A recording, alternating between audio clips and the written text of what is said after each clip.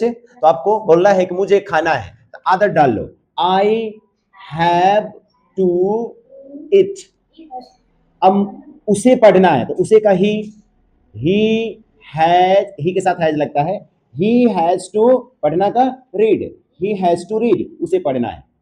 अब आदत डाल लो, उसे खाना है तो he have to read it, उसे जाना है ही हैव टू गो, उसे लिखना है ही हैव टू राइट। यानी आदत डालो इसे, राइट? बोलने से आपको English, I have to eat, ये भी चलेगा, मुझे खाना पड़ता है।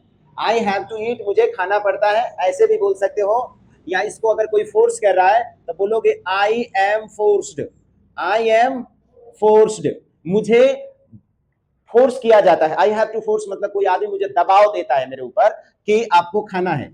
I am forced to eat, I am forced to eat, मुझे दबाव दिया जाता है खाने के लिए। तो दोनों तरीके से बोल सकते हो, मुझे खाना पड़ता है आई हैव टू इट, या कह सकते हो I am forced to eat, है ना, मुझे खाने के लिए दबाव किया जाता है। ठीक है, उसे खाना पड़ता है, फिर वही चीज बोलोगे ही, उसे ही हैज टू इट, उसे खाना पड़ता है।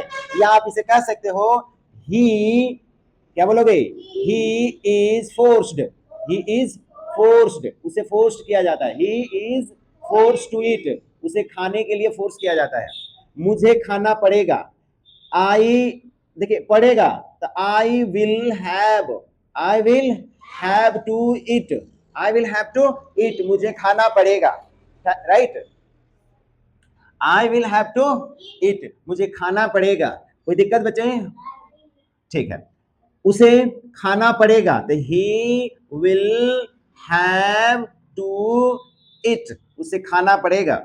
मुझे खाना था, बीत गया, तो आई के साथ आप लगाएंगे had, I had to eat, मुझे खाना था।